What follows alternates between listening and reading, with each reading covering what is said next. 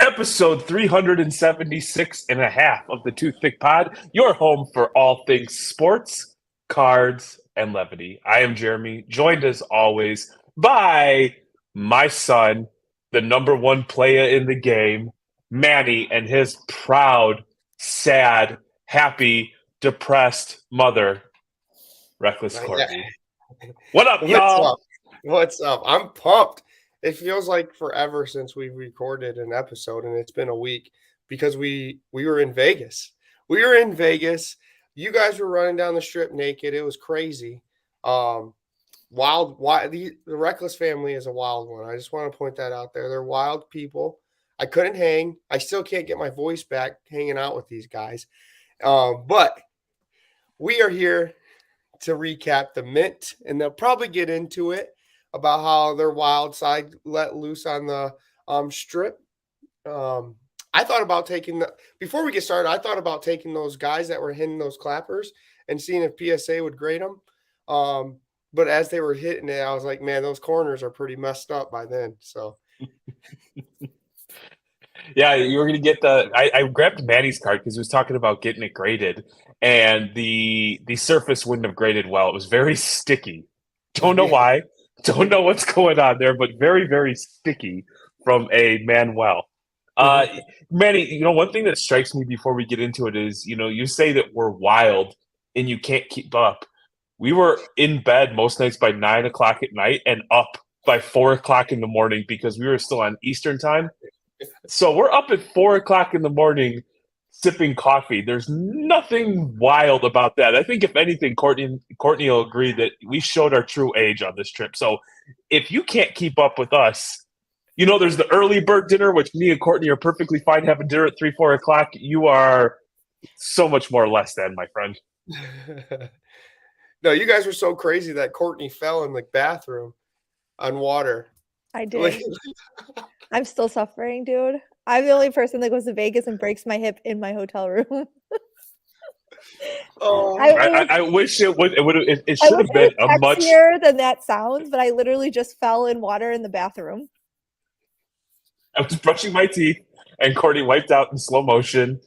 Down goes Courtney, and then I helped her up, and then the remainder of the trip is I would just put 42 towels down in the bathroom. Every single time I'd get out of the shower, it was just like a line of towels everywhere. He's like, "Are you okay?" So, not super hyped as far as being like, that's not true. We went to a couple of parties and we did stay out way past my bedtime. We were hobnobbing.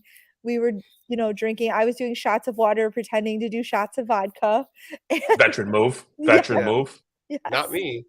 No, these young 20-year-olds are just like, let's do shots. And then they're doing shot and shot and shot. And I'm like, sure, I'll do shots. And then meanwhile, I have a bottle of water that I'm just pouring into my glass. And I'm like doing shots of water. That's messed up. I'm like, haven't you guys ever seen Coyote Ugly? That's how you do it. Based on like the group chat that we're in, now that the event is over, I look back at Mint for two things. One, for the actual Mint show, which we're going to talk about, but also like a hobby family reunion. We had hobby family dinner. We went to a party together, which is the most fun I've had at a party in a long time. And we got to spend a lot of quality time with our, I guess, E would be your hobby grandpa, Manny. Yes, since you call him Dad. Yeah, Dad. And, Sarah, Mrs. Squirts. And we had, it's Kaylee, baby. Hopefully she's not angry and she's calmed down a little bit. But it was truly because she beat his ass. She did, emotionally and physically. But when you remove the card stuff, it truly was like a hobby family reunion. It was a group of people that we got to hang out with at the Borgata in Atlantic City. And now we made our way to the, Rum Bar, and then MGM Grand, and all over God's green desert. I mean, Courtney was taking pictures after we left with like a big old wine bottle, chugging it from the actual bottle. So I don't know what happened afterwards, but shout out Sarah Layton. Yeah, she was. Me up. So, I don't know what you guys are doing. You said you went to bed at 9. I doubt that. So, Yo, so let me Jeremy and let me tell you something. We went to dinner. We had reservations for dinner at 5:15. Manuel, 5:15. We went to our favorite restaurant in Vegas, Tao. We went back and we're like, let's go, let's grab some drinks and let's have a movie. Courtney popped the bottle of champagne, poured a glass, and we Yep. tried watching the movie that we tried watching the night before because she fell asleep. And to rent a movie in Vegas, it's like $27. Yep. So she's like, no, I am so good. I am so good. She has her drink. She walks down, she gets a bucket of ice, and she's adding cranberry juice or something to it. and shots more. Yeah. Yeah. She sits down, and I'm like, oh, this mother is going to go right to bed. And she's like, no, I'm good. We get 6 minutes into the movie, and her body starts going like this into me. And I'm like, I'm sitting upright. I've got the lights on, and she just starts going like this. And I'm like, you're going to fall asleep. She's like, I'm wide awake. And you can tell for as long as we've been together, I know Courtney speak, and I know the way she starts saying. 10 minutes later, I hear the, oh yeah, no, that's my favorite part. Gone, asleep by like 8 o'clock. Yeah. Listen, I was partying too hard. We did so much. So let's start. Jeremy and I got there Tuesday of last week. So a week ago yesterday. And we had the first day to just kind of like hang out. And that's what we did. I think we were short of the people that were actually setting up the Mint. We were some of the first people in Vegas. We're all in like several group chats. Everyone's like, I'm landing Wednesday. I'm coming in Thursday morning. I'm coming in Friday morning. And I'm like, bitch, I've been here. So we land Tuesday, but Wednesday and Thursday were like the real days when everybody started getting there. Wednesday night, we were wandering. You guys got there Wednesday night, right? Yep. So Wednesday night, Sarah and Miss Squirts and her husband get in. You guys get in. We went to dinner with Sarah and and while we were in the lobby, we run into Tim from Slab Strong. We run into Alex from Sports Card Stallion. We run into Christina and Hoj from Card Ladder. So don't forget about Stiff, man. Stiff was out there working Stiff, his ass. oh my god, Stiff I was love him. working. He's the Stiff Meister. His like quality of work is so I stand. So we run into them and I'm starting to get hyped. I'm like, oh my god, it's happening. The people are here. The card nerds have arrived, So I'm super hyped to go back to the hotel room Thursday. We get up, everybody's there. We have family breakfast. And by family, I mean Squirts and you guys. We're all like, we talk all the time. We're like I don't know. I love you guys. So Thursday night is the founders party. That is like the kickoff party to the Mint. And since we're talking about the Mint recap, I think that's pretty much where we should start. And that was well done. It was very strict. The only critique that I would have, like, as far as the setup for the Mint goes, is the damn the badges that they gave out were so confusing. Everybody was so confused about what their badge would or would not let them do. There was one badge and then 18 parallels, and a lot of the parallels people thought would get you anywhere. When we got the tour, we had media badges, and they're like, you can do whatever whenever you want. And for a while, I felt like that until a security guard told me to go F myself that is not the case. I need to get another one. So you would see people by the end of the show that had 4 or 5 vendor tags hanging around their neck. So I think that is a very fair criticism. It wasn't very clear on what the badges were and where you could get access. Because you had there was the green one, which was the vendor, the blue one, which was the speaker. Ours was like a pink color, and that was media. Then you had the red one, which was like the Mint experience. That one I think was like the shiz one. That one you could get in any. And then there was another green one that was a sponsor, which you would think that one would be able to get you anywhere, but it didn't, according to some people. So it was a little confusing with the badges. I think that would be the only thing that I was like, what the heck? But really, I mean, at the end of the day, it's a badge. Who cares? So otherwise, I had an absolute, and my badge got me wherever I wanted to go. So I wasn't complaining. I love that you guys say it was the parallel. Jeremy said it's like a parallel because that's how the hobby is. That's It was exactly different. It was bad different parallels. parallels. You gotta collect them all. I saw people Yeah, like that had every rainbow color. I'm like, damn. I'm like, you got all yeah. the parallels. By So Sunday, you've seen some that were just like everything. just It like was- chains hanging off yeah, their neck with all the different badges. It was actually kind of fun when you think about it in that terms of yeah. like. But so the founders party was actually at the convention center in one of the rooms because the marketplace was in one giant room, and then there were two hallways that ran parallel to the marketplace, and they had separate rooms where they did the panels, they did the parties, they did the workshops. Everything was down those hallways, and then in front of the show you had where you bought your tickets and the concession area.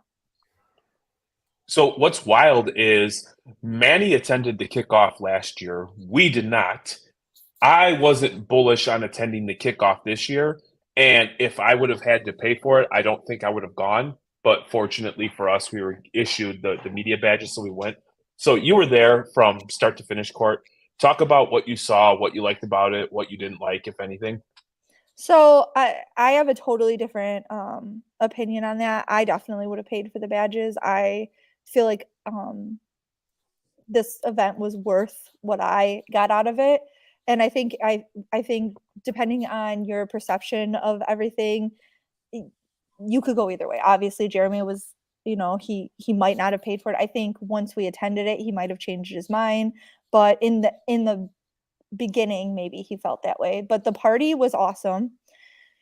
I mean, I know a lot of people were saying that they didn't like that for the founders party that there was like a Zoom stream or whatever when they thought that like Peyton Manning and those guys were going to be there. I don't think the people who threw the event really had any control over that. Like, you can't tell They Peyton don't- Manning, hey, you're showing up. Like, I don't know what he tells Peyton Manning what he's going to do. But I do know that like that was something that people wished that he was there. But I did listen to it, and it was interesting to listen to. I liked watching it. The party itself was cool. There was, they had really great hors d'oeuvres walking around. They had two open bars. They had games. They were doing like box breaks, which everyone was shouting and like really excited about. They had, actual breakers. I know Leighton and Mama Breaks were there breaking. So it was fun. And I had a really great time. I met a ton of people. When I first got there, I always feel like, oh, I know everybody. I know everybody. I didn't know anyone when I walked in. And I beat Jeremy there because he was off doing Jeremy things. So I got there by myself. And I'm like walking around like, oh yeah, I know people. I was like, oh my gosh, I don't know any of these people. So I just started introducing myself, and everyone was really friendly. Everyone was there with the understanding that they wanted to meet new people, to meet as many new people as you could. So you could strike up a conversation with just about anyone. And I really enjoyed that. Like, that was probably my favorite part, was all of the new people that I met this week. Yeah, yeah. I going into it, we remember I kind of told you because I was from last year. People got a bad like kind of understanding of what it was because everyone was saying it's like the marketplace and everything is like kind of a social event, and I actually enjoyed that type of like atmosphere. So, like last year, that was one of my favorite shows. Um, but I did see some videos, so I didn't go to the founders party, but I did see like they were doing like gambling, but it wasn't with real money. People learned how to gamble. I know some people. Was it you, Courtney? But someone came up to me and was like, "I learned how to play blackjack at the Yes, sir. I know how to play blackjack. was this okay? It must have been Sarah. But and then I saw like videos of people competing with basketball. They introduced. Is this when they introduced the Monopoly game as well, the prison Monopoly game, or no? I think that was at the the next panel the day next Oh, at the was day. it? panel. Okay. Okay. So maybe I'm jumping ahead, but it seemed like the videos people going through the box break tournament. You had Gio from Sports Card Nonsense running it. Is that correct? And he was basically he was a dictator saying who won and who lost. So I heard that stirred up some like fun. But it is fun because it's just like you said, Courtney, we're a tight knit group, us like Sarah and all that, but the hobby as a whole is a bunch of like it's a big family. It's like a family reunion. The Mint is a family reunion, is my experience. Yeah, I would say if you're not in it like that, and you've just seen a few average YouTube videos that contain hobby content, those folks Yeah. that you see there and all the money behind the hobby were the sorts of folks that were, having a couple drinks, networking, meeting people. So Yeah. I think just being completely transparent, we went into this event looking at it through a different lens about potentially making a career or doing something more on a permanent basis. So I didn't go into it with I'm just a hobby guy looking to buy, sell, trade. Like I looked at it through the lens of like, okay, this is important. This is a great opportunity to network. And the moment in my brain when I shifted like that, there was incredible value being there, meeting people, because those same people who I was able to break the ice with on that night were the same people that throughout the weekend that I continued to, dap it up when I saw them, continue on conversations, exchange contact information. So going back, when originally I was like, I don't have any interest, when I shifted why I was going to it, I was, it changed that for me. If you have a vested interest in growth in the space as not maybe not just as a collector, as someone who's going to card shows, but as someone who's doing this, it's a business to business event. The marketplace it was a dope marketplace. It was a really great show. Saturday was awesome. It was well done, but the actual mint experience, the VIP passes and stuff that you're buying, that is like going to any business convention. I used to work for the Chamber of Commerce and we used to put on business expos. That is the same vibe as this. If you're going there thinking you're going to like like obviously at the founders party they're doing card stuff, they're breaking, they're passing out like the PSA magazines, there's swag, there's all that kind of stuff, but it isn't the same as going to National. It's not the same as going to Burbank. It's just not the same. This is really for people in the space that want to have more education on how to grow their business, on how to, like understand, investing in the space, how to work in there. Like Card Ladder the next day did panels on like types of jobs that you can have in this industry that aren't actually collecting, like what companies are hiring people to work for them that aren't, it's not like, oh, building sets, it's literally customer service at PSA or something. And most of these people that came to the panels and on Thursday, you got to know going in as well, they paid, majority of them paid the $600 ticket to kind of introduce themselves and market themselves and grow. Kind of like if they wanted to be in the hobby, you want to introduce yourself to GTS, you want to introduce yourself to all these big names in the hobby. So then they have when you look at social media, sometimes you just see a little picture and it's like like for mine, it's a cartoon. No one puts my face to that until you actually meet someone in person. So a lot of people were taking advantage, I would say, of that the 2 days before the marketplace. I have to say that's really important too. And that's a great point because I am one of those people that could follow someone very closely on social media and love their content and then come face to face with them. Even people who show their face and I don't realize that it's them until I meet them, I talk to them, and they're like, I am this person and this is my Instagram. It doesn't matter. I am literally the worst at that. Yeah. I'm awful. I don't know what disconnect I have in my brain. So for me, going there and seeing all of these people that I interact with on social media in real life helps me build my connection with them as actual people and not just somebody on a computer screen. For sure. I mean, Courtney, sometimes I see her almost every weekend and still she's like, who are you again? And I think she just got too big. I think she just got too big in the hobby. It's like, who are you? Such a bitch. There was a time, Jeremy, listen to this. This is fast forward. And I was like trying to talk to Courtney and she's walking away. She's like, I got an interview. And I'm like, Courtney, be right back. And just blew me off and just kept going. I was like, dang, Courtney's big time now. I got big time by Courtney. This is messed up.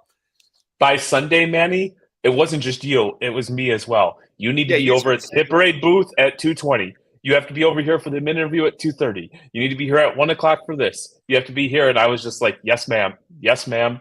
Yes, I was ma'am. texting him. I'm like, this is where you need to be at this time. This is where you need to be at this time. You need to go here at this time.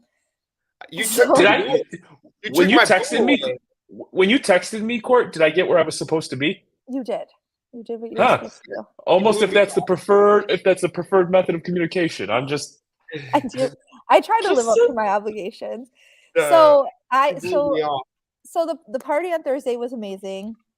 I am of the mindset that if you are really like in this to grow, in this to connect with people, the Mint is definitely the event to go to. I will not miss the Mint ever. I will pay for any tickets that they offer.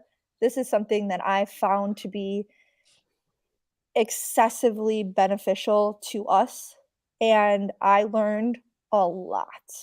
So where I learned the most is on Friday during the panels.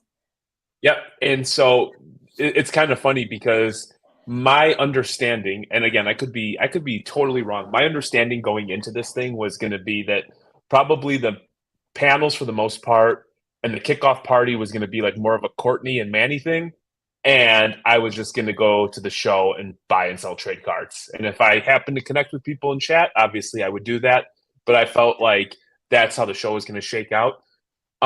After going through the Thursday night party and kind of breaking that ice and building some rapport with people, I felt a lot more comfortable and was incredibly excited for the Friday work panels. So we went through and we identified like, hey, these are like the 6 or 7 ones that we want to go to. And based on and there was a lot more, but we narrowed it down to like 6 or 7. And then we're like, well, how do we get to them? Because some of them overlapped, some of them ran at the same time. So come Friday morning, me and Courtney started the day together in the same room for a panel, switched into another panel, and then by lunchtime, we were each attending separate panels and then sharing notes and information from that. And so, Courtney, I'll start with you. You know, if you want to give a quick rundown of some of the panels we saw, and then what was your favorite and why? Oh, I don't know if I could pick a favorite one. I could pick points of each ones that were my favorite. So we started out with Bullpen and Friends. And that was the first one we went to. And that one was about security and basically, starting a card or hobby shop in your community and kind of the safety precautions that they were taking. I found that one to be because they started about security and then they kind of branched out about how each of the shops, like what their specialties were, how they grew, how they built community within their areas, and then like how they stayed in their lanes and what worked for them, what didn't work for them, what they needed to improve on as their own individual stores. And I found all of that like extremely interesting. It had the effect of making me like really excited about the potential of starting our own shop and terrified, like in Yeah. equal amounts. Yeah, I think anybody that's been in the hobby for any extended period of time has at least in passing had the fantasy of, man, it would be cool to have my own shop, right? And you kind of talk about it and like we all kind of like understand the inherent risk that goes with it.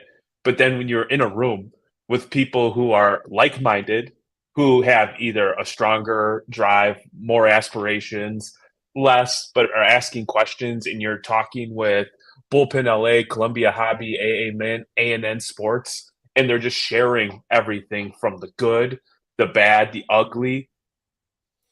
It is an exciting, awesome, candid discussion that, for me, had an incredible impact in that hour that we were in that room. And that's That- crazy that you said that, like Jeremy, because like you said in the past, if you weren't listening to some of our recaps before, Jeremy was kind of hesitant of going to these panels because he was not the type that he wants, when he's at a card show, he wants to buy, sell. That's Courtney. I learned that going to a couple shows with Jeremy, like stay out of his way, let him buy, sell. That's what he likes to do. Courtney and I, we like to socialize. So it is good that Jeremy was able to find interest in these panels. So they switched his mind on that one. So that's the mint completely changed Jeremy's perspective in the He's hobby. hard-headed So too. He's like hard-headed. hardcore thank you to the mint for that, because sometimes I feel like I am constantly driving that, and he She's is he's been, laughing. all the card shows. This is like, actually, this is real. Like, this is our real hobby journey. We talk about this all the time, how we're very transparent. Jeremy sent me off to Burbank. He sent me off to Dallas to do buying, which makes me, and buying for us to in turn use for inventory, which makes me uncomfortable because I am an avid, thorough, degenerate, hoarding collector. So that took me out of my comfort zone and put me into something that I don't typically, want to do. And I learned a lot in those couple of shows that I went to. And I feel like the Mint was Jeremy's like version of that, where he went from being like Mr. I can't talk, head down, Zion case, backpack on, table,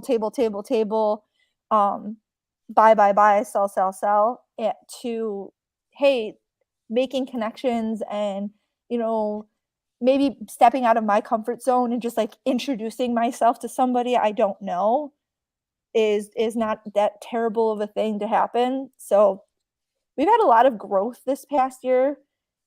I would say all three of us. Manny made trades. He has sold cards. He has done big deals. He did his first, eBay auction on like a high dollar card. I'm So nervous.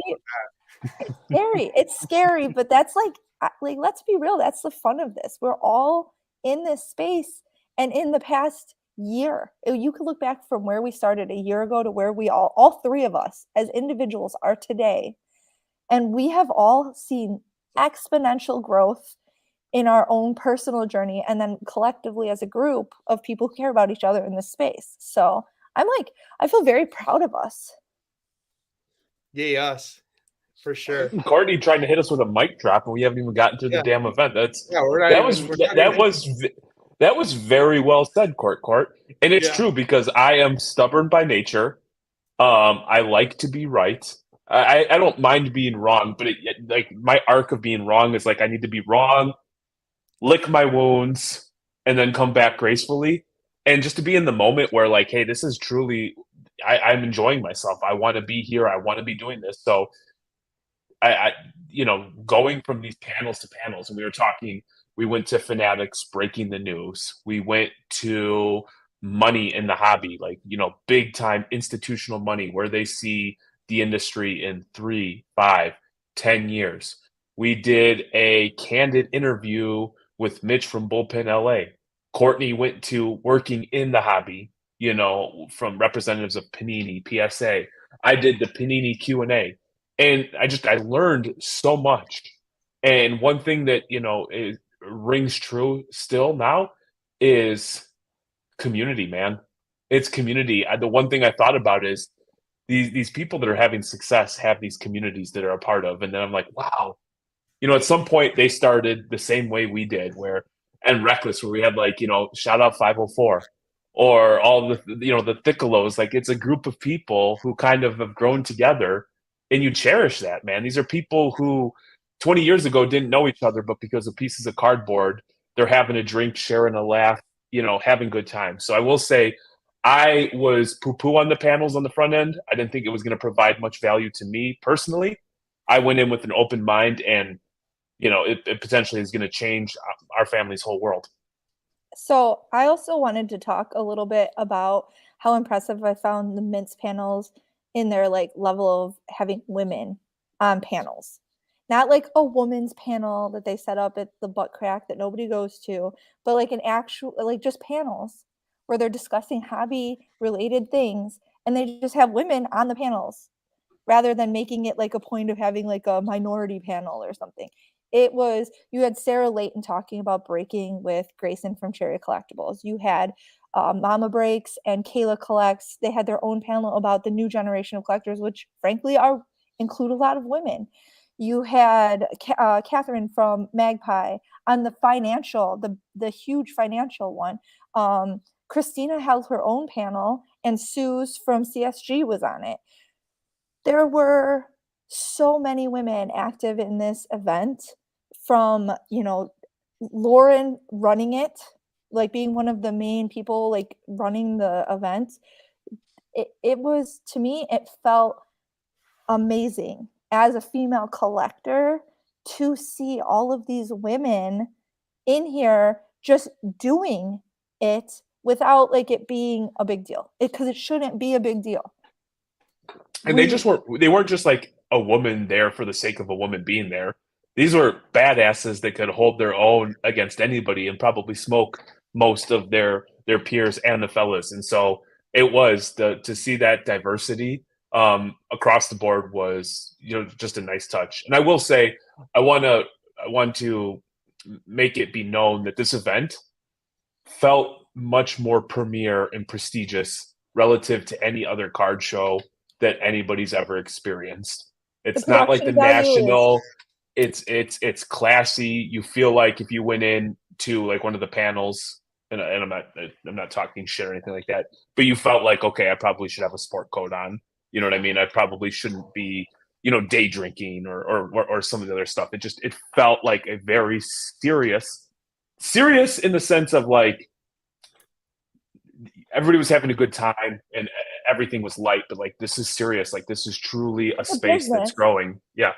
It's a business. It's not just BS. It's not just people dicking around. It's not like it felt like a professional event. It felt like any of the industry events for any of my like real life careers. Even though this is a hobby space, it is an industry, and it felt like an industry event. Mm-hmm. So, Manny, I was curious, just based on, is there anything that you didn't go to that you would have liked to have gone to, or were you pretty like you were cool golfing and spending time with wifey? So I didn't go to the panels because my wife's not into cards, and I wanted to spend a couple of days. We got in Wednesday night, so Thursday, Friday were my days to spend with my wife because Friday night through Sunday were the marketplace.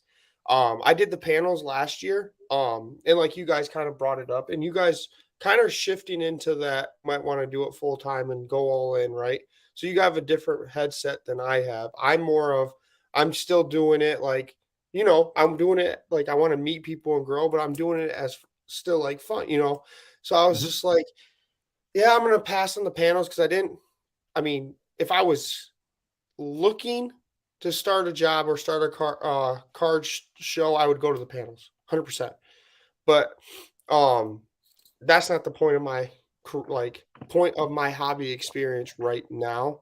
And I already did it last year, but it's way different. I know there's different panels, different people. So I was like, yeah, I'm going to go Top Golf. So I went to Top Golf. We had an executive meeting is what we were calling it with Sarah and E. But yeah, I do miss, I would like to have went to like the Fanatics just to see what's going to happen in a couple years, or like the hobby, like shops, because we don't really have one that's on your guys' side of the state. There is, but not where I'm at. So I would be interested in going, but I'm like, I'm okay not going for this time. Maybe next year I'll get the ticket to actually go, but that wasn't for me this year, I would say. Well, Friday worked out though, because Friday after the panels, I had a Women in the Hobby dinner. So we were invited by Kelly from Sports Card Investor. She kind of organized it all. And then Sarah Layton brought amazing gifts for everybody. And there were like 26 of us that attended this dinner. It was awesome. It was so much fun to, just spend some time with the other women. You can tell the truth, Court. You can tell the truth. I have it on good authority that the restaurant was terrible. They dropped the ball, and like at least 4 or 5 ladies had to send their steaks back because they were overcooked. So the food was like meh, but the event itself was great, and we had several bottles of wine, so that more than made up for the steaks not being the greatest. I'm like not going to complain. They let us take to-go cups of wine, so at the end of the day, I was like, I'm fine with this. And my steak was cooked perfectly, so I didn't have any complaints. But yeah, that did in fact happen. But that's not like the group's fault in the restaurant. Like they brought more food out. It was just that was yeah. But anyway, let me say one thing real quick. When Courtney got home that night, I was like, when we got back to the hotel, she's like, check this out, and she pulled out like a stack of these many cards, and I'm like, oh, did you buy? She's like, no, we were at the dinner table ripping wax. shout out to Courtney from Panini. Panini hooked it up. They sent boxes of wax for us to open. So that was super cool. I pulled a bunch of like really, I think Caitlin pulled like 3 autographs out of just like, we were like, we would open a box and then we just pass it on the table and everybody would take a pack out of the box. And I don't know, it was fun. Any event where I'm drinking free wine and having free wax is a win on a win. And you having that many women together who were like equally as passionate in the space. These women, I'm in chats with all of them. I'm really good friends with a lot of them. And when you were talking about it feeling like a reunion, some of these, women I only get to see once or twice a year. And it means a lot to be able to spend that time together. And I cannot thank them enough for all that they did to make that happen. And I appreciate it.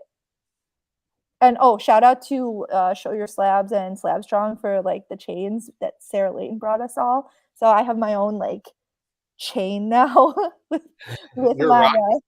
I know. I wore it the whole weekend too.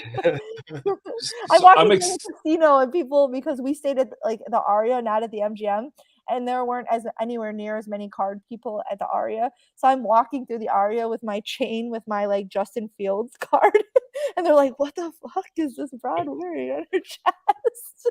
They're like looking at your boobs or looking at your card. They were definitely looking at my card. Yes, let's go, Justin. So it was funny. It was a blast. I don't want to spend a lot of time. I have like what I thought was like a pretty good story, and where I thought like I was just going to go home from the Mint is we were invited to this party. We were asked not to talk about it, and it was held upstairs in Ling Ling, upstairs of the Hakkasan. And so it said, "Be here promptly at 10 p.m. Don't tell anyone, and come up." So we got there at like 9:50. We got there at like 9:58. At 9:50 we're up to the side. 9:58 we walked up. We got in line. We saw David Marino. We're like, "Hey, what's up, Dave?" And security looks at me and I go, "Hey, what's going on, man? We're here for the 10 o'clock." And my man just stared through me, acted like I didn't even exist, like I was a ghost, like I was not there. And there was 3 or 4 security guys, and I was standing there, and it was just me and Court, and I'm like, okay, this is awkward. So I stood there for a second. I'm like, well, what the hell am I supposed to do? I'm just gonna stand here. And I'm like, you know what? F this. I don't need this shit. I'm out of here. And I turned around and like we walked away, and finally cooler heads prevailed. But you young people, Manny, I don't know how you do it when you go to the club. You just stand there and act like you don't exist trying to get in, man. That thing was wild. Yeah. Well, this was after that marketplace, right? So everyone was at that. Well, we didn't go because I got done with the dinner and Jeremy had gone back to the hotel. Yeah. And our hotel was like a 45-minute walk. So when I realized, because we got crossed wires, I thought we were going to meet after my dinner because my dinner was at the MGM, and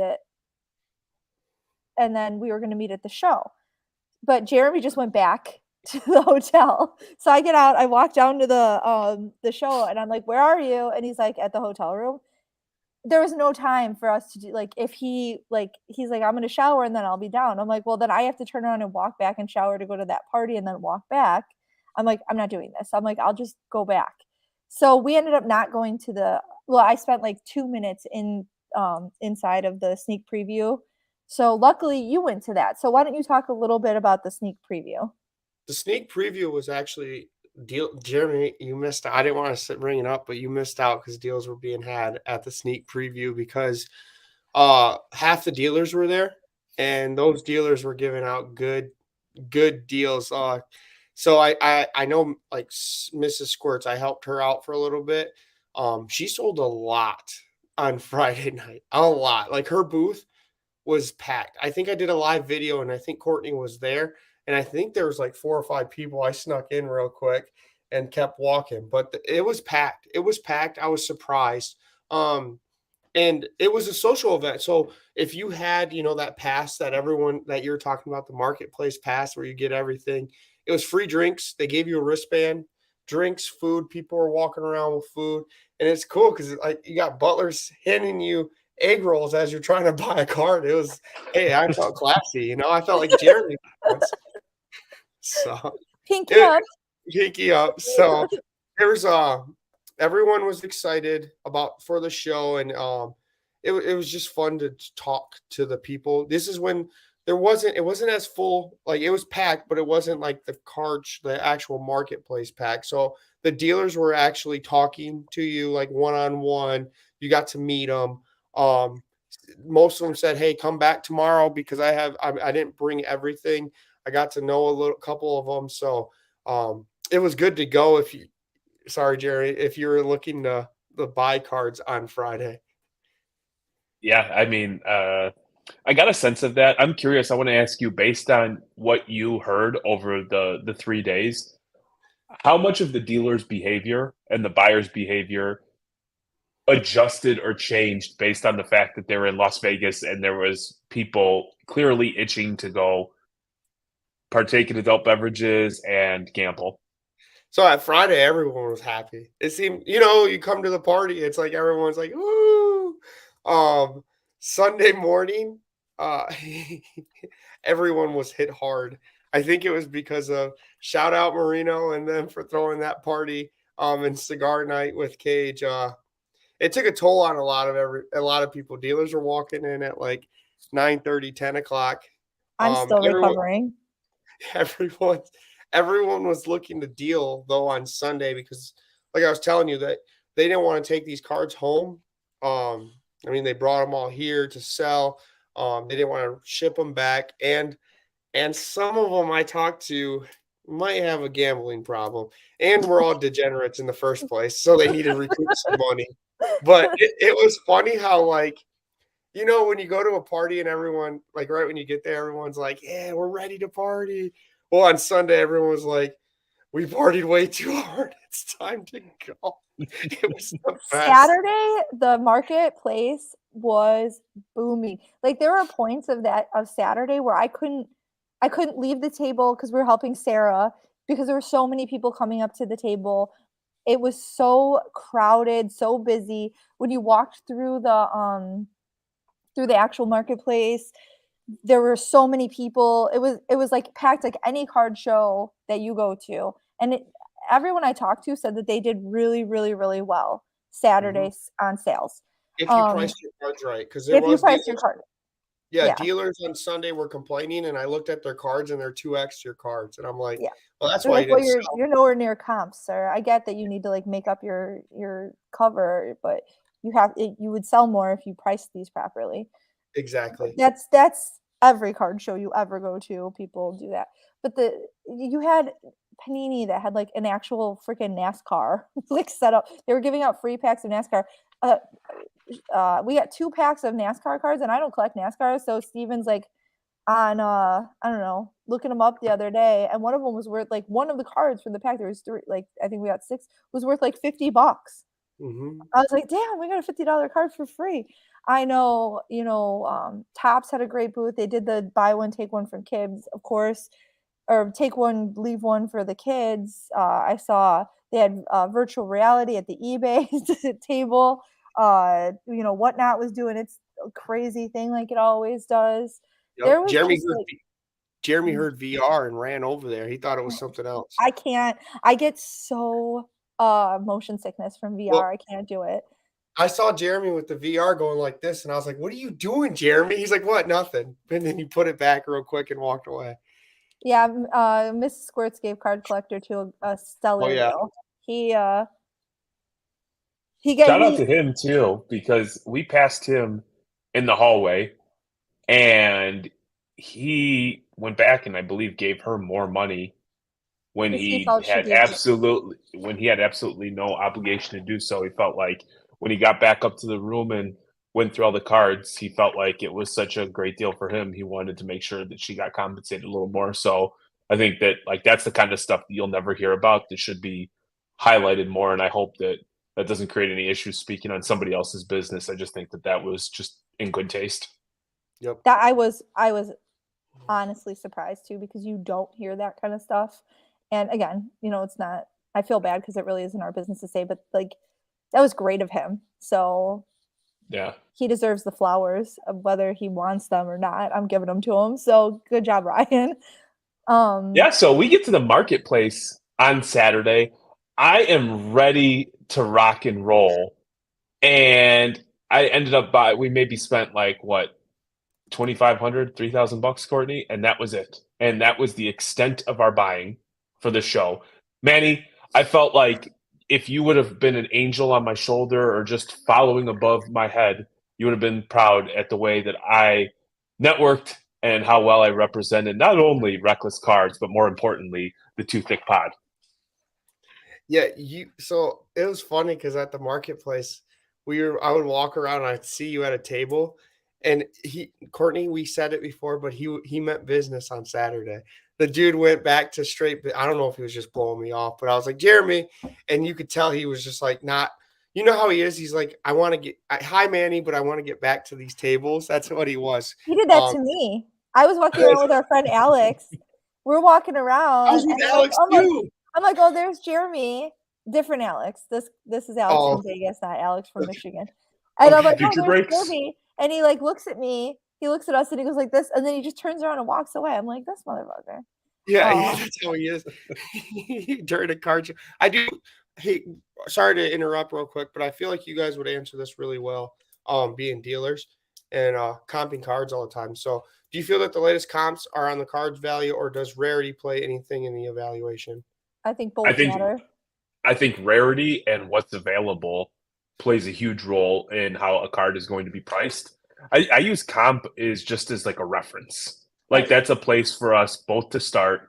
And then, for Courtney and I can't speak on for every other dealer, we're willing to have a conversation based on like, hey, if this card is sold 100 times at auction for $95, well, then it's probably a $95 card.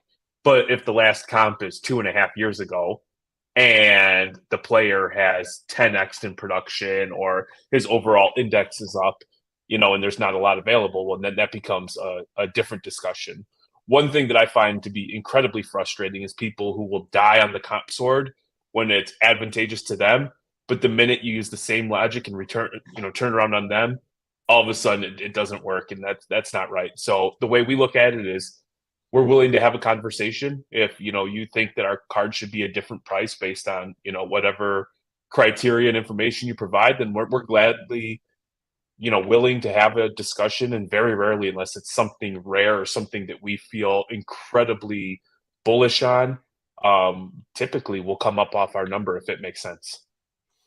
It's also funny with the rarity. Courtney and Jeremy, you probably know this because you've been in it a while, and I'm starting to learn, is like they'll find it's one comp and it's super low or super high, and they'll try to use it to either, if you're on the dealer side, you're like, hey, it's just a low comp, I'm not. But if you're on the other side, you're like, this is the comp. So, and it's funny because once the cards switch over in hands, the roles are reversed. Now this guy's going to use that comp to basically fight the story. At the end of the day, if you have a card that is rare, it has maybe one comp from like off season, and now it's like your mid season, this player is balling, but that specific card doesn't have a comp, and it's like maybe it's like 1 of 5 or 1 of 10 or whatever. I'm willing to have the conversation like, well, here's a product that is a similar value product. It's a similar number card. It has a more recent comp. So we can kind of have a conversation of like, okay, so preseason, this card sold for $500 for this out of 5, whatever. And now you're looking at a card that's of a similar product, also out of 5, and it just sold last week for like $1,200. Mm-hmm. You can make I feel like any logical, reasonable person can make the argument that like clearly this player's value has gone up since preseason into, even postseason. Now they're in the playoffs. Yeah. Like you can't compare those prices, and it is scarce. So if it's a card that sells constantly, and there's none available right now on eBay, that doesn't mean that card is scarce. It just means like maybe next week one will be up. There's a difference. How about this, Court? Remember when LaMelo Ball hype came out, and we pulled a LaMelo Ball base rookie, and we were lucky enough at the time to have like 10 grades or 5 grades with HGA. We got the custom slab, or maybe it was like a Revolution parallel or something like that with the custom label, but it was essentially a base card. We got it. We were first to market. We threw it up with a stupid number not expecting somebody to pay for it, but maybe to get some offers because I think we were just like trying to put them up and then on Sunday start an auction for 7 days. In the middle of the afternoon, all of a sudden you hear cha-ching. Somebody did a buy it now, paid right away. We shipped the card like for $600 or $700, something stupid. That's not a $600 or $700 card. You know what I mean? So you have to be mindful that once in a while people get a little, and we've all done it. I know I've hit the bin, and then afterwards, like, oh, damn it, I missed. That's Don Russ. That's not an optic downtown, or that's not auto, or College uni. the picture didn't match like I just went by the words and I didn't look at all the pictures. So we've all been there. So to me, a comp is just a reference point, and there's several other things that go into it. And one thing that we talk about a lot, Joel, and I always told Manny is like, I like to strike up a conversation with the dealer, and if I feel like they're an asshole, I don't even waste my time. Yeah, I also Like, think you if brought I- up a good point too, Jeremy, of the difference between someone like a buy it now comp and something on bids. A buy it now comp can be fake. It could be someone who doesn't know better buying something that isn't worth it because they got on there and got overexcited. It could be nonsense. Something that went up on bids on auction, I feel, obviously you always have to the risk of shill bidders or whatever, but something that's like regularly going at auction, or even a couple previous sales over the years at auction with bids, to me is a far more stable comp than a buy it now. I think it's a closer representation of true market value. But with all that being said, I wanted to go to the show to buy and sell and trade cards. Manny, what cards did you buy? What cards did you sell? Because this is the stuff that's awesome. So I went to the show and with my mind thinking that I'm not buying a card until I sell these two cards. One of them I've been stuck with, and it was the 1-of-1 Neymar. And going back to comps, there was one that sold during the World Cup at 4,000. It was a 1-of-1, right? But I might hurt myself because I was going, and I think it hurts, but it helps when you're talking to dealers because I'm not trying to go over on them. So when I sold it, I told them, I was like, 1-of-1 sold for 4,000, but hear me out. It was during the World Cup. This is why I have mine priced a little bit lower. And they like that. They like that because they kind of open up. At first, when you talk to dealers, they're kind of on guard, like they're trying to get me. And that's how every transaction I feel like when I go and talk to someone, I'm like, wow, someone's trying to get over on me. But once you break it down like that, sold that card. And then the next one, I shout out to Jeremy. Like I said, I probably bug him a lot because I'm like, I get nervous with trades. But Jeremy came up to me and I had a Holland rookie and I wanted to trade out of it because in Michigan, we all love soccer. But it's hard to sell in Michigan. It's easy to obtain. We could buy soccer here because no one else is, but it's hard to sell. So I was trying to sell that or trade. So I ended up trading out of that to get some liquid cards and some cash on top of it. And it was because of Jeremy. Jeremy was like, maybe you should get, I know you don't do football and it was just straight, football and basketball cards that much, but you should trade into it. So I got the hollow Justin Fields, Jamar Chase Red Wave, and these are both 10s. And then John Morant fast break variation for the Holland plus cash. So these type of cards are great for repacks as well. And we know TNT, so I could easily TNT doesn't do soccer, but they do football and basketball. Jeremy was thinking outside the box with this one, but I could get my cash a different way. Instead of trying to get 3 cards, now I could just give these to TNT and get the cash. So it was like another step, but you get to the end point the same way. I would like to point I almost out that view it for you. Go ahead. I would like to point out that only first world problem Manny would be like, oh, I'm stuck with this 1-of-1 Neymar. I'm just stuck with this vinyl 1-of-1. Oh, my life is so terrible. No. Neymar, like the I'm soccer just teasing community don't like Neymar. I like Neymar, but a lot of people do not like him. They kind of think of him. I don't know how to compare him, to someone in basketball or football. We But gotta it's play that game again where we compare players Yeah. from one sport to another. That was a fun game. We should do that on the next one. Not this one. yeah, What were you gonna say, Jay? No, I was going to say for Manny, I thought it was really cool. He found the deal, and originally he was looking to trade up into a bigger soccer card, which was a badass. It was like a 2014 World Cup Messi Ronaldo, like Yep. a beautiful refractor, probably like a $2,000-3,000 card. And I was just, I was trying to be supportive, but I'm like, he brought me over and he asked for my opinion. I'm like, okay, well, you're just going to have a bigger soccer card that's going to be that much more difficult to move unless you're prepared to go to like the next, Midwest Monster or the big show in the big show in Indiana or the National. So I said, what about this? What if you take it the other way, trade down, but make sure you get 10s and 9.5s where if you don't like the cards, you know that you can go right to repack and get 85% of comps right now. But also when we were looking at them, like football is on the uptick. John Morant, assuming he doesn't, shoot anybody or gets his legs broken off by a big booty working girl. These are, the Grizz are going to make a run in the playoffs. These are cards that are still going to be on an upwards trajectory where you could sell them and, get 100% for them. And, I had to take a call. You summoned me somewhere, Mrs. Reckline. And so I left. And then, Manny got the deal done. And so I was very, very happy for him. We're proud of our son. I would say this. Yeah, I was so damn happy because Manny's like, I'm going to sell these cards. And he was talking to people. He was seeing what was out there. He wasn't just jumping at the first deal, which I think, we talk about evolution and growth, man. A year ago, Manny wasn't doing that.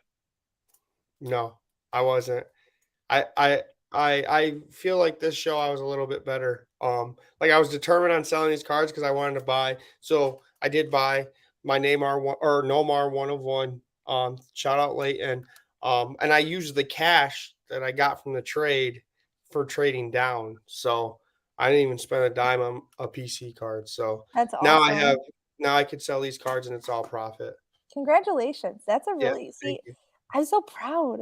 I'm so proud. I feel really excited. I feel like the change in the Reckless Too Thick group it's really noticeable. I think if you go back and you watch some of our early stuff to now, you can see the growth. And I think that's sort of what like you guys started this podcast for, was to, be really open about the hobby space and the journey and, what you guys are doing. And I think it's cool to see that. And like, I remember following Manny around at shows where he's just like, oh, I don't know what to do.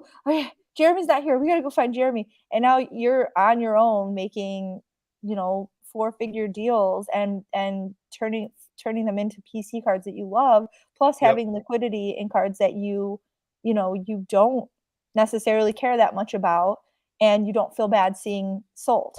Yep. Catch me on the TCG game. I'm getting good at that. So yeah, I know, man. Every time I go into the big group chat, the exclusive group chat, I see Manny's already bought cards and they're already being sent off to grading, and I'm like, damn, he's gonna kick my ass in TCG, man. He's gonna whip my ass because I have no idea what the hell's going on. I'm just like, I just try to throw money at it and hope that it works its way out. But so Saturday comes to an end. I think everybody kind of breaks, and there was the big collectible card ladder event at Rumbar at the Mirage. So that was the first time that entire time that we had to take a Uber or a cab ride. And you could just sense that it was going to be a fun night. We got to link up with Mark, Uber collector, who came in like he saw us and he was like, hey, I'm going to come in. And so he drove in from Arizona. And then throughout the day, I felt so awful because he's like, let's grab a drink. And I'm like, hell yeah, let's go get a drink.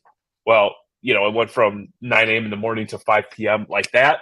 Then I had to go get showered and cleaned up. So we met before the actual party started, had a drink, drank, and the party opened. And it was popping, man. It was so nice of them to throw a party for my birthday like that. I take care of you, girl. I wanted you to celebrate your 25th in style. We had the club going. We had the DJ. And yeah, so I mean, like that. If anybody's ever seen like the C Blaze dancing videos, I don't think that's shtick. I think that's just who he is. He grabbed my hand as I was walking by, trying to get me to dance with him.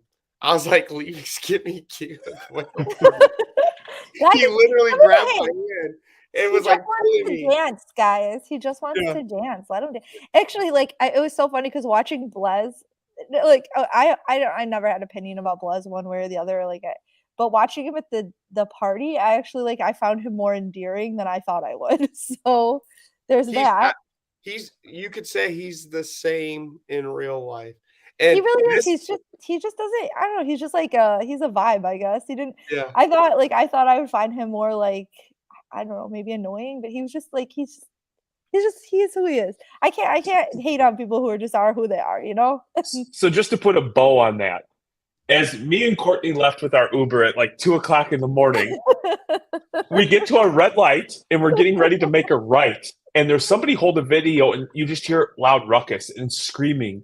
And it is Blez, I think C Blez, I think they all have different names, the dancing Blez, and two other people screaming into a phone, "The hobby is alive," on the street corner of the Mirage At and like the 2 in the Las morning. Vegas Strip. The Yes. hobby is alive. And I was like, just sitting there, like, is this really? I'm like, us card dorks are weird, man. We are a weird group of We're a people. weird group of people. that And I'm party, including myself in that. yeah, that party was pretty. It was pretty weird but fun because it was like we all share the same interests. And it was like everyone that you would see on content on Instagram, the bigger names, they were all there. And it was just a big community just getting along, drinking Don Julio together, taking shots for Too Courtney's much birthday. Don Julio taking shots. Bottle Like, service, many people Yeah. are you like, know. oh, let's do a shot for your birthday. I'm like, I can't.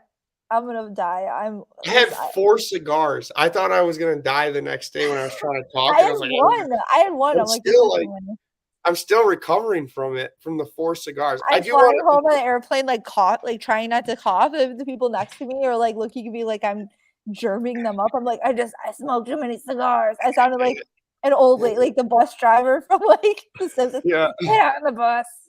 I do want to before because I know I don't want to miss it. But Big John had a good question, and I didn't want to miss it. For all three of us, I want you guys to.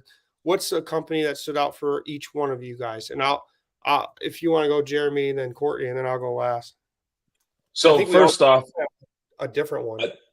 yeah. So the first one for me, and this is just because it's sentimental to Courtney and I, is Hit Parade. They learned about the scavenger hunt that we do, and without us asking anything, they donated one of their repacks for the kids, and made it a point to offer their services to help in any way. And for just a couple of kids from the Midwest who are just trying to do right by people, for us to even be on their radar and to offer up that is just, it's awesome. It wasn't like, hey, who's Jeremy? Who's Courtney? What can they do for us? What can we get in return? It was, we heard about what you're doing. We want to support. Here you go. And, shout out to the big dog for making that happen. Without Jason, maybe that's not possible. So that was my first one. And then the company who stood out to me, there was a lot. And so I want to be mindful of that. But the one that stood out to me was Trip. And I would have never even taken the time to stop and talk with them. But I liked everything that they had to say. I liked the way that I was treated. I liked the conversations that I had. I liked what they're doing. I liked what they're trying to provide the streamers on their service. And, full disclosure, Courtney and I were going pretty ham on Whatnot a couple years ago. And so, we were very open about, the good, bad, and the ugly over there. And so it was just something that intrigued me that I, probably because that's where my mind is right now. That's the one that left a lasting impression. And shout out Hit Parade too, because they were basically giving money to people to walk around because they were taking repack submissions for anybody that had cards from like $100 to $500. They were offering like a certain percentage, and you could go there and sell your cards easily. And I do appreciate that because it kind of funds the hobby. Courtney, what company? First of all, I'm going to definitely reiterate the two that Jeremy said. Hit Parade, those guys are like, I've actually talked to them a couple. They probably don't remember me because it was Oh, like they remember you. I walked up to their table a couple times and talked to them at like national and other things. But like I was like it was like when I was like intensely trying to sell cards so I could buy that Jordan at national. So I don't know if they like remember me from that. But so there was that one, and again, Drip, like Monique is awesome, and she was at the Women of the Hobby dinner, so that's how we kind of started chatting about it. And Jason from Sports Card Machines, like, and his wife Michelle, meow, setting us up with or talking to talking up about the scavenger hunt. That was, you make these connections with people, and when it comes back in like a positive way, it is humbling. I watched the breaks in person. Dude is such a nice guy. His name's Ivan, right? Ivan's the And best. his platform, when he was talking about, is it ISO? Is that what it's called? ISO.gg. ISO.gg. What he's got set up over there and what they're doing is really impressive too. There's so much innovation in this space that it would be hard to pick a favorite. So, but those were the people that like spent time talking with us. Those are the people that really like I was impressed with just by their passion around their company and what they're doing. Mhm. I feel like I feel like I'm not giving enough credit to all of the people that I spoke with, but Well, yeah, I mean, we those can were, go on and on, I but could go on and on, but those three were probably the ones for me that I was like okay. really excited about. Well, I'm glad because no, those three weren't my three. So my three, I'll say three too. First of all, DCI, we just had Jason on. He gave me a slab because they just came out with their slabs, and he was just like, Manny, take one of these slabs and feel it. And we want to have people that we like kind of get the slabs in their hands and talk about it. So then it's a nice quality slabs. I'm probably gonna send my Nomars in. Like he was saying on his show, they haven't got the resale value, but it is a nice slab to have like your PC cards, and that's what I plan on doing is sending Dude, my PC cards.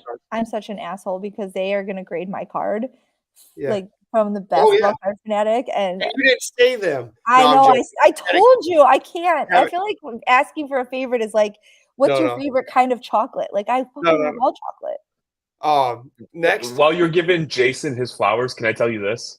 He told yeah. me off on the side that because he doesn't drink, but he drinks coffee, and so everybody gives him a hard time about drinking coffee, and he always shares my Twitter or our Reckless Cards Twitter, and he's like, "See, there's another idiot out there that drinks coffee at an alarming rate," and so now the new thing is when we're at Starbucks, we tag one another, and it sounds so corny because like collectively we're like 90 years old, 60 of it being me, 30 being him.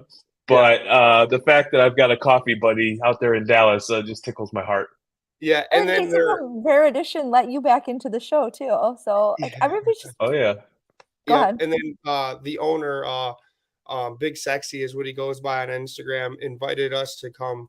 Was like whenever Too Thick and Courtney, if you whenever we're in Dallas, he said stop by the shop. We'll give them a tour, give you guys a tour. So shout out to them. Shout out to there's two other ones. Bleecker, Jacob from Bleecker is amazing. One of my good friends in the hobby, I would say. He said that we need a Too Thick trade night. So he wants us to do a Too Thick trade night. So we might have to do that. We might have to take this trip to New York City to have a Too Thick. And I was like, are you sure? Are you ready for the Thick fam and the Thickalos to have a thick Well, I got to get out to trade New night? York to visit Lauren Yeah. anyway, so I'm So in. And Cage, yep. And Vadim, Marino, all Vadim, those good yeah, people. everybody's out So there.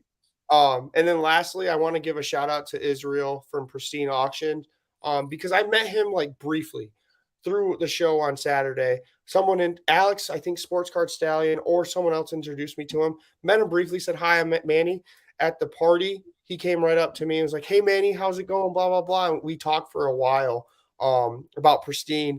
I didn't, and he was telling me stuff that I didn't know. Like for example, if you sell your cards or sell any memorabilia on there and it goes over $1,000, there's no fee for you as a seller. So I thought that was interesting. And him being able to remember me off, like, he's meeting so many different people we follow. We've been texting back and forth about like the auctions I'm bidding on and how Kaylee's going to kick my butt. And because Kaylee was telling him that he was pretty much the devil because I spent so much money on Pristine back in the past. So, but yeah, shout out to those three businesses and / companies. Yeah, PWCC too, man. I hung out with Eric and Tony. Those guys are so nice. Mhm. I could just like literally we could just do like a love fest because to be honest, it was a great event and it was wonderful meeting everybody. Like Ty from Bullpen LA, she is legit like one of the coolest people. You talked to Aaron from ANN for like the longest time at the party. It was just like these two like fogies sitting in the back of the party just like chopping it up. Like it was precious. It was Aaron's first time ever speaking on a panel, and he didn't know what to expect. And everybody says, "Hey, if you have any questions, reach out." So I'm at this bougie ass party, Manny. I'm like a smidge uncomfortable. I've got a nice glass of cab, and I saw him, and I'm just like, "F it, don't even think about it, just go for it." And I was like, "Hey, man, your panel really, inspired me. My wife and I have been talking for years about opening a card shop." And then he's just like, "Sit down," and then we just sat for hours, and There he you go. told me everything from like a Tuesday morning at 9:14 a.m. when the one kid didn't put the Pokemon boxes out or whatever the case may be. So yeah, there was just a lot of incredible people. There's so many. Jimmy, Kentucky, what is it? Kentucky Roadshow. Jimmy, the nicest guy in the world, came up to me and was like, "I love like what you guys do. I see you're enthusiastic. I know you're like Michigan State. I'm a Kentucky." Like, you know how he gets. He's like, please let me know if there's anything that you can do, or I can do to help. I want to get on the show. Please have me. I was like, to see someone at that caliber so excited about Thicc. Same with Chris Hoge coming up and it's like, I love what you guys do. You guys make me laugh. Yeah, Jeremy Lee, like these type of people, like saying they appreciate Thicc made me want to like, you know what? We have something going here at the Thicc fam. How about the sheer number of Jeremys walking around? Jeremy Allen from Heritage, Jeremy Lee. Yes. There's so many. I had to tell all of them, though, that there is only one Jeremy. until Jeremy Lee came over and was like 7 foot tall. I was like, what'd you say? He's so tall. It's so funny because every time you talk to anyone about Jeremy Lee, they're like, oh, he's so nice. And then they follow it up with, well, he's Canadian. So he's like, you guys better go to the Toronto show. I'm setting up a trade night. You're going on Thursday night. And in my head, I'm like, okay, whatever you say. I'm going to try to make the one in the fall. We can't do the one in April. It's just too soon. But I know they do it like a couple times a year. So we're going to make it out for one of them. Yep. Manny, do you want to knock out for a second, and me and Courtney will keep it moving? That way you can come back because we have to wrap up on Sunday. Yeah. I'll be right back. All right. Where's he going? Oh. Manuel. Yeah. He's dancing in the background because he doesn't think anybody can see. Oh. He private messaged me, I have to pee, I have to pee, I have to pee. And I'm like, oh, it makes sense why he's dancing. He's a child. He's our fifth child. I adore him. So I love that. I love that. So come Sunday morning, the one thing that Court and I had going for us is we're on Eastern time zone, so we're 3 hours in advance. And we get up every morning between 5 and 6 o'clock with the kids. So naturally in Vegas by like 5, 6 p.m., it's already our bedtime. So I think sheer exhaustion comes Saturday. We are probably at 2 o'clock in the morning. We were probably some of the first people to leave the party. Yeah. Also, I fell in the shower and hurt my hip. So did you even wash your hands? That was really fast. Go wash your hands. I'm good. There's no way you had to pee that bad with that fast and wash your hands. Unbelievable. There is a trail of dribble somewhere. Poor Kaylee. Poor Kaylee. It's Kaylee, baby.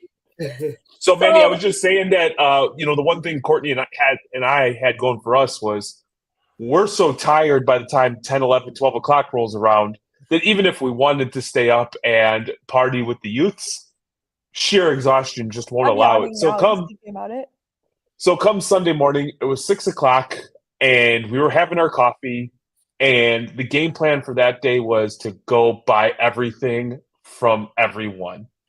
Everything from everyone. How'd that turn Didn't out, work Courtney, out. with meetings on top of meetings? So the second that I walked in on Sunday, because we got there a little later than what we had wanted. So first of all, shout out to Mint, because everyone's like, oh, Sunday was slow, but I actually spoke to one of the reps for Mint, and they sold 650 tickets within the first like 2 hours of it being open on Sunday. Not that wasn't Saturday. So when anyone who's saying that there's not foot traffic at the show, they're wrong, because the ticket sales alone would argue that that's not true. But so we got there I a do little think it would later. be fair to say that maybe the vendors weren't as chipper and locked and ready to go at Yeah, you that door open. there were people that didn't show up, so you can't blame the Mint when your rear end wasn't Oh there. no. So, but by the time we got there on Sunday, my phone was blowing up. Where are you? This person wants to meet you. This person wants to talk to you. We're trying to get this or that. Or so basically, from like 11 until the show closed, it was meeting after meeting after meeting after meeting for us. So we ended up not being really able to buy anything on Sunday, which was disappointing. Yeah. Go ahead, Manny. No, I was so I mean, this was the time where I'm messing with Jeremy and Courtney because they kept like, oh, I gotta go. Jeremy was like, I gotta talk to you. Got within 3 sentences was like, all right, Courtney's calling me, gotta go. Courtney was blowing by me at one point. I finally catch them and they're walking the hit parade. So I was just walking the show. I met up with Will. Shout out MBT. We used to work together. And we actually do a fantasy show together. So we were just talking and I was introducing him to people. Some of he was saying that he's been out of the hobby so long, he doesn't recognize a lot of the people that are in it. So when people are saying a lot of people are coming out of the hobby, I would disagree because there's a lot of different content people that came into the hobby after the boom, I would say.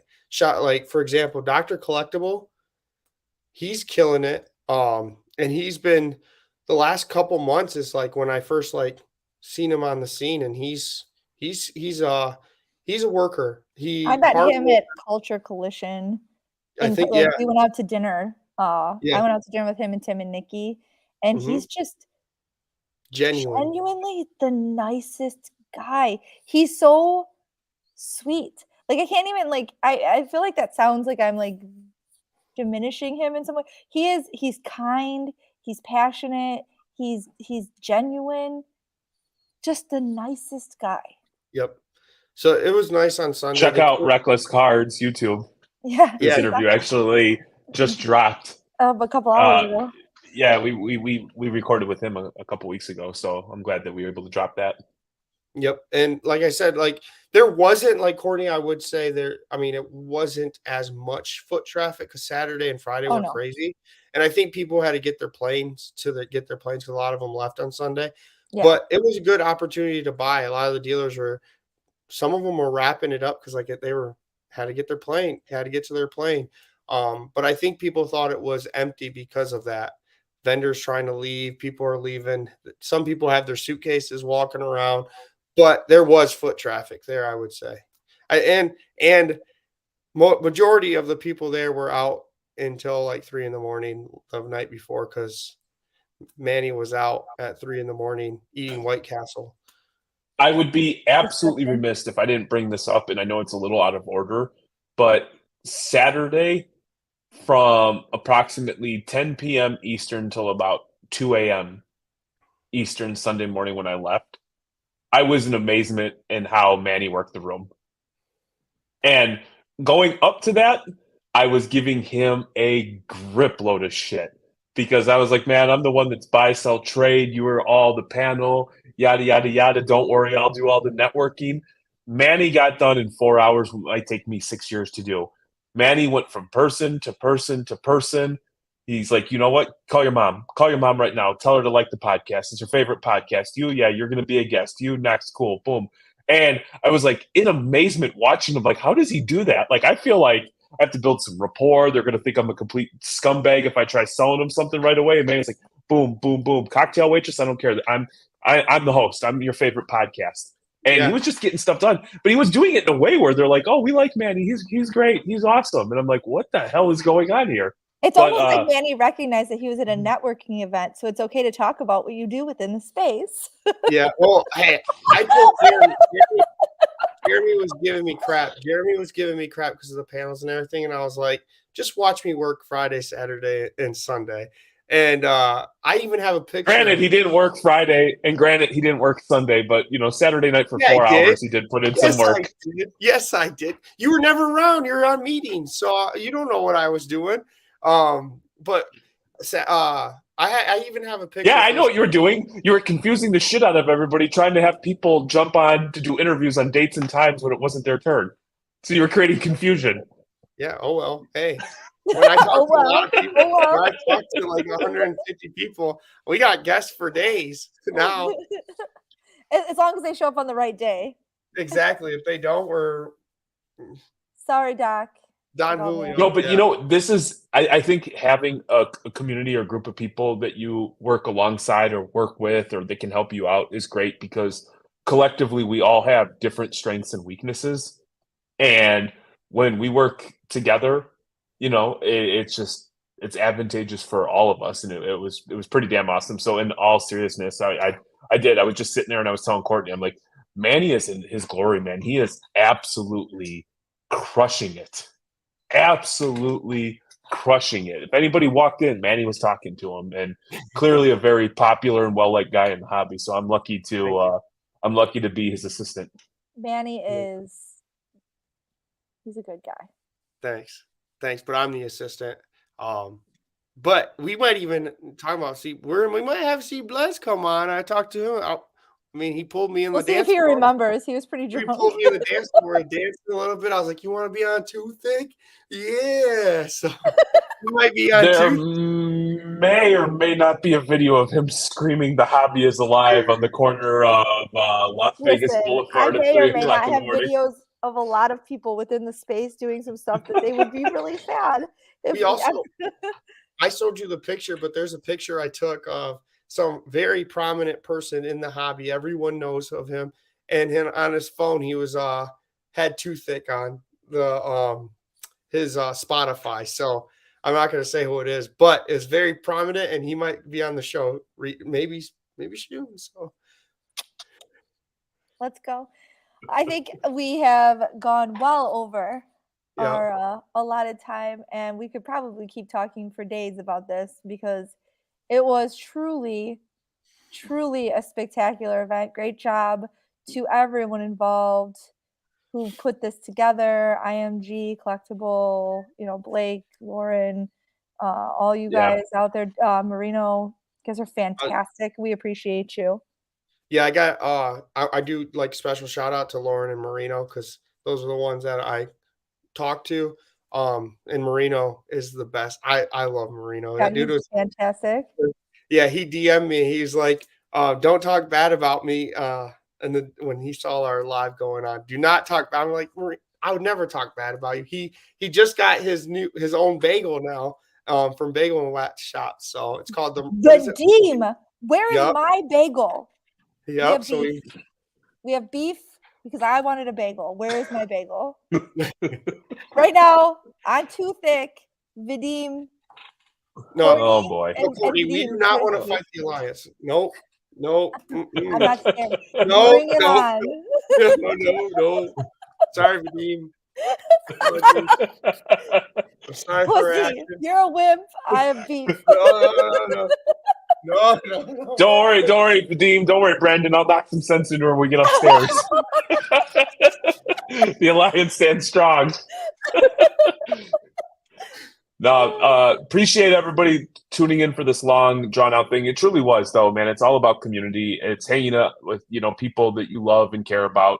We had a blast. I actually almost think that at some point people probably wish it was a couple extra days with no card-related activities so we could just, hang out and shoot the breeze. And but, there's always going to be next time. And we're truly grateful for everybody who took the time to listen in. Make sure you follow us, Reckless Cards, Too Thick Pod. Smash the like button. Right, Mandy? Is that what you got to do? Dangerous Games Pod. Yes. I was trying to make sure I scream smash. Manny's in my head now because I have to scream smash. I don't know when that became a thing.